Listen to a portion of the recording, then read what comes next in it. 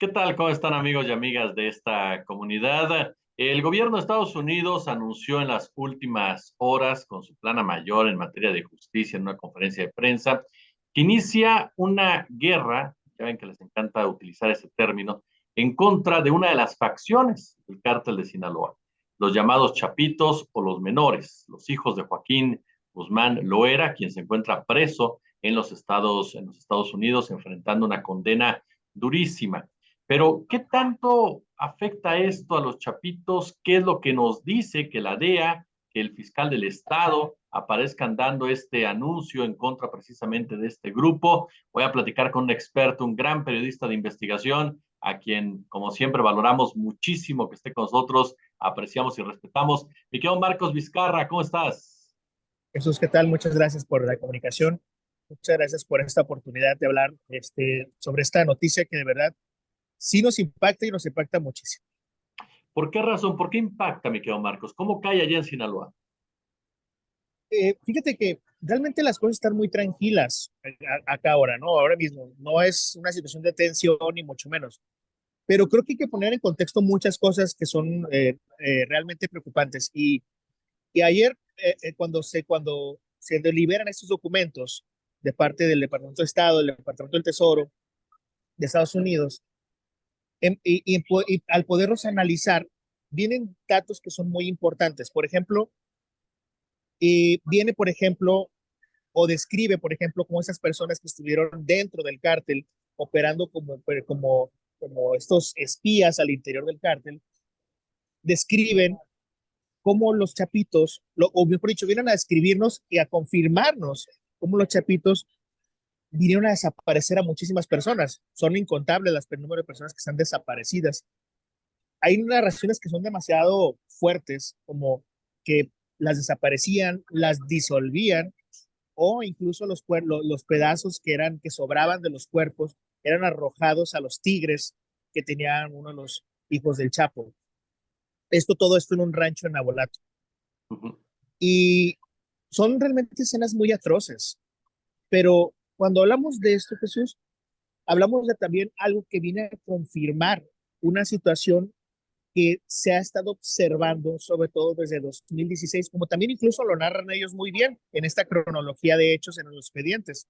Por ejemplo, sería ver cuando Joaquín Guzmán Loera es recapturado en Los Mochis y empieza a ver esta ola de violencia, sobre todo en 2017, cuando empieza a ver estas broncas que hay entre los chapitos y los Damasos, cuando capturan a Damaso padre, cuando cada Damaso Junior se entrega a los Estados Unidos por toda esta ola de violencia, cuando hay temas muy fuertes en Villa Juárez, Nabolato, en El Dorado, por estas broncas también que hay para poder hacerse de esos territorios, cuando posteriormente los Chapitos en 2019 se quieren hacer también de estos territorios que tiene dominados el Mayo Zambada para el norte de Culiacán.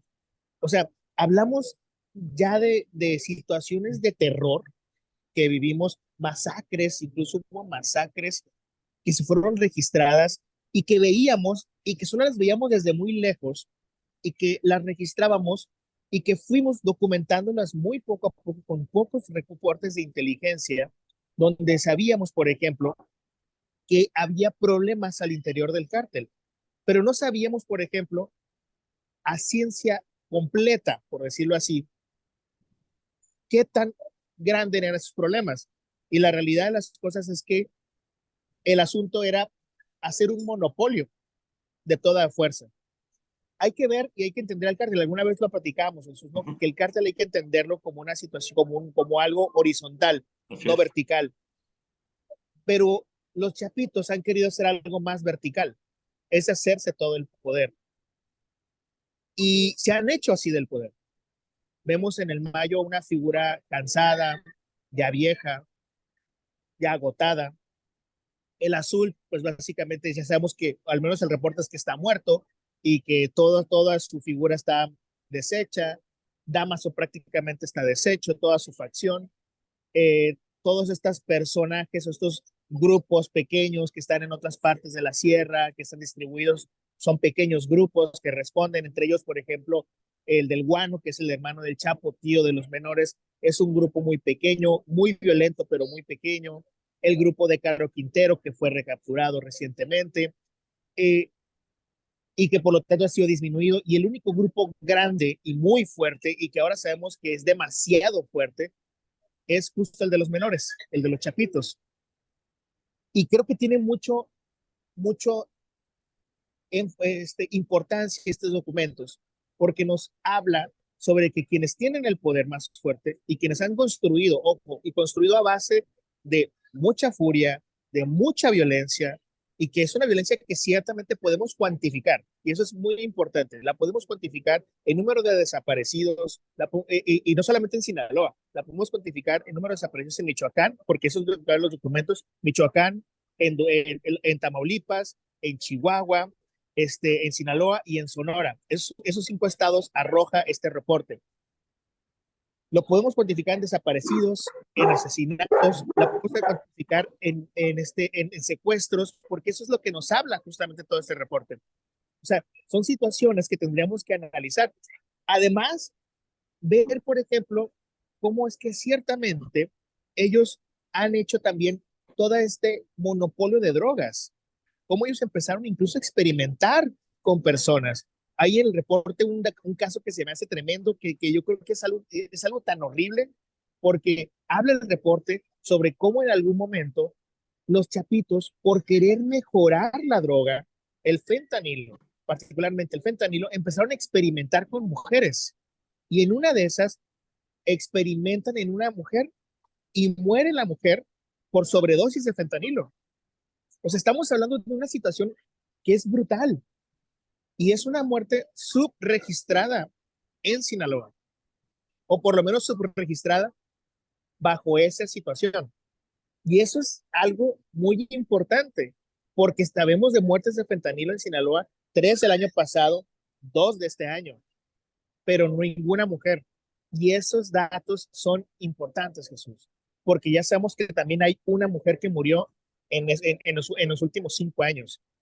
Y entonces esos datos nos vienen a nosotros a decir que han estado experimentando por mejorar, por querer hacer una droga mejor, más vendible, más explosiva, como ellos mencionan los reportes. O sea, son datos, Jesús, que nos vienen a explicar también cómo se estaba moviendo el negocio. Ahora bien, en esos reportes nos habla también sobre cómo se estaba moviendo tanto el tráfico de armas como el tráfico de drogas en las aduanas y también en los puertos. Hay que recordar que los puertos ya no están en civiles, ni tampoco lo tienen autoridades civiles, las tienen autoridades militares, en este caso la Marina. Entonces, si el fentanilo está incrementando y el fentanilo está llegando por los puertos, hay que poner un foco y hay que poner una alerta ahí porque algo está pasando. Y digo, ciertamente a lo mejor no es el fentanilo puro, pero sí está llegando los reactivos. O sea, a lo que voy es que hay que verlo también con que en este reporte hay un dato más, perdón, que se me pasa nada más y que creo que es demasiado interesante.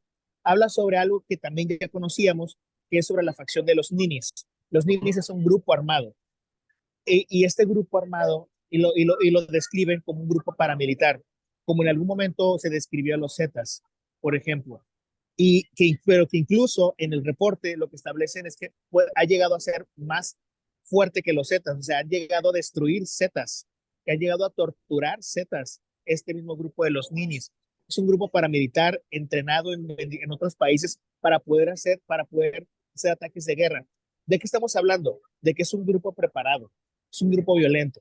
Y cuando nos hacen todo este panorama, cuando nos hacen toda esta descripción, podríamos pensar que todo eso se puede ver como una novela de ficción. Y ciertamente podemos pensar que hay muchas exageraciones, pero hay muchas cosas que hemos visto en la realidad. Por ejemplo, el 19 de octubre del 2019, cuando fue el primer Culiacanazo, y ahora en el segundo Culiacanazo, cómo tuvieron estrategias militares con estos bloqueos para poder paralizar la ciudad de Culiacán. Y en el segundo Culiacanazo, no solamente fue Culiacán la paralizada, fue prácticamente todas las ciudades de Sinaloa las que fueron paralizadas con bloqueos. Entonces, fueron estrategias de parálisis de ciudades. La primera vez fue una estrategia incluso donde se logró liberar a una persona, que fue en este caso Ovidio Guzmán. fueron estrategias que fueron importantes y que no hay que desestimar para nada. Y que también hay que observar así, fueron estrategias donde se observaron que tenían armamento importante, armas muy importantes. En este reporte, por cierto, en uno de los expedientes, se puede observar, por ejemplo, grandes cantidades de armas, fotografías de armas y armas que son demasiado importantes. En cualquier momento podrían ser usadas. Y creo yo que ahora, y aquí va justo para poder responder desde manera inicial, después de como todo este preámbulo, para poder responder desde manera lo que preguntaste al inicio, ¿por qué es demasiado fuerte e importante? Porque en cualquier momento podemos vernos como nos vimos en 2009, aquí en Sinaloa, que les hayan declarado la guerra, porque eso fue lo que pasó, que les hayan declarado la guerra en Estados Unidos a los chapitos, es muy similar a lo que hizo Calderón en su momento,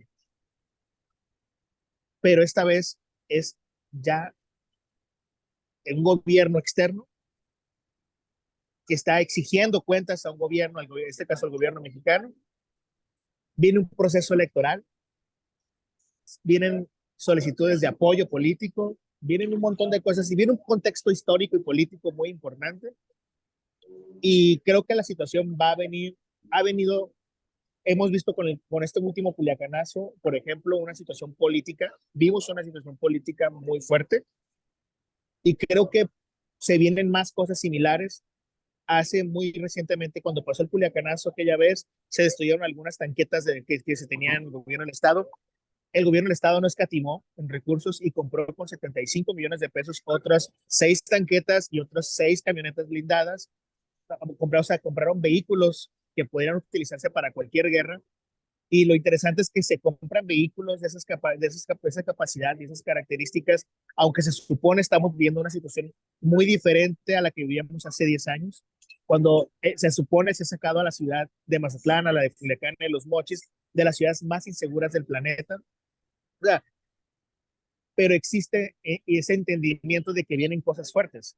O sea, realmente hay una incertidumbre muy fuerte por el gobierno local, por el gobierno incluso federal, pero al mismo tiempo esa incertidumbre es muy obvia porque por otro lado también está el gobierno de Estados Unidos diciéndonos que le está declarando la guerra, que ojalá que también se la declarara financieramente, ¿no? Que le Claro. cerrara también cuentas en Estados Unidos, que también hiciera todos sus bloqueos a todas las cuentas que tienen en Estados Unidos, a todas las bolas de empresas y más, y que ojalá también se declarara una guerra financiera a las empresas en México que tienen todas estas facciones del cártel, ¿no? En fin, es todo esto. Oye, Marcos, cuando hablamos, por ejemplo, de los menores, de los chapitos, ¿cuál es la base social que tienen, que tú ves que tienen allá en Sinaloa? Y dos, ¿repercutió o no repercutió en su operación la captura de Ovidio Guzmán? Repercute, por lo que ahora vemos en los reportes, repercute en la producción de fentanilo un tanto, sí repercute porque lo que conocemos es que Ovidio, eh, creo que en algún momento hablaba contigo, antes de 2019 Ovidio no era conocido en Sinaloa, porque No, no, realmente él no, no estaba en Sinaloa, no, él estuvo viviendo en Ciudad de México, así pero es. después del Culiacanazo él estuvo viviendo aquí. Y lo que mencionan los reportes es que Ovidio tenía como encargo principal centralizar toda la operación de producción de fentanilo en Sinaloa. Entonces, todo el año pasado, sobre todo el año pasado y el antepasado, él tenía como mayor propósito centralizar la producción en Sinaloa. Entonces, ese era su propósito, digamos, político dentro de la organización. Si lo logró o no, creo que eso es parte del por qué ahorita están discutiendo y por qué se le detuvo, ¿no? Eso es una. Por otro lado, creo que hay personas que también son importantes y por eso están ahorita persiguiéndolos, como particularmente el caso de los ninis, de los líderes de los ninis, ¿no? Que son estos brazos armados. Sin embargo, y sí se pone mucho énfasis sobre Iván Archibaldo, que es el líder principal de esta organización, y de Jesús Alfredo, ¿no? Que es el otro hijo. Estos dos que son los principales, sobre todo de Iván Archibaldo. Entonces, ellos son los principales. No quiere decir que se acabe con toda la violencia, capturándolos nada más a ellos, son un montón de gente, pero ciertamente ellos son los principales en la operación. Entonces, si cambia, yo creo que no ha cambiado mucho. Y por otra parte, me preguntaba sobre el tema social. bueno, ellos no tienen esta base social como la tuvieron los viejos narcos, por decirlo así, ¿no? No la tienen. Sí tienen, en cambio, a un montón de jovencitos, jovencitas, sobre todo jóvenes hombres, que están cerca, por decirlo así, de esta narcocultura y que están siguiéndolos a través de influencers, sobre todo, que llegan y les repercuten con mensajes, que les repercuten con dinero, que les repercuten con armas. Creo que esta base social no es tan grande, pero finalmente sigue siendo fuerte, porque vaya, creo que el ejemplo interesante y fundamental lo podemos ver en el último Culiacanazo, en este que pasó el 5 de enero, cuando todos los chicos que salieron a las calles para defender a Ovidio eran jovencitos, eran adolescentes. Hablamos de muchachitos de 13, 14, 15, 17 años, 18, 19 años. O sea, no veías a alguien adulto como tal, siempre eran jovencitos. Entonces, creo que eso da mucho hincapié para poder pensar que su base social es mucho menor, que vaya, no sucedería pues sí, vaya, no ha sucedido una, vaya, qué triste referencia, pero no sucedió una chapomarcha ahora por la captura de Ovidio. Y no sucedería, creo yo, me atrevería a decir, no sucedería una chapomarcha por Iván, ni por Jesús Alfredo. No sucedería eso. No sucedería porque tampoco ellos han construido esta situación de que llegó a ser su padre de construir carreteras, por ejemplo, ¿no? De adoquinar, de atender de mandar a la señora enferma al hospital, que eso hacían, que eso hacían esas personas. Vaya, el Chapo y otros criminales llegaron a construir esa base social a base de eso. Eso sí hay que entenderlo también.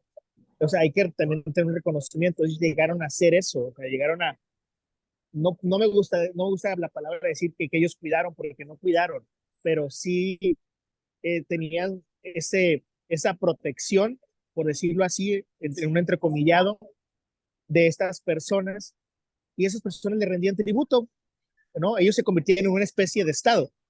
Entonces, se convirtió en una especie de gobierno para esas personas, y porque ciertamente había un vacío que se cubrió con ellos. Entonces, pues es eso, Jesús. En este caso no sucede así.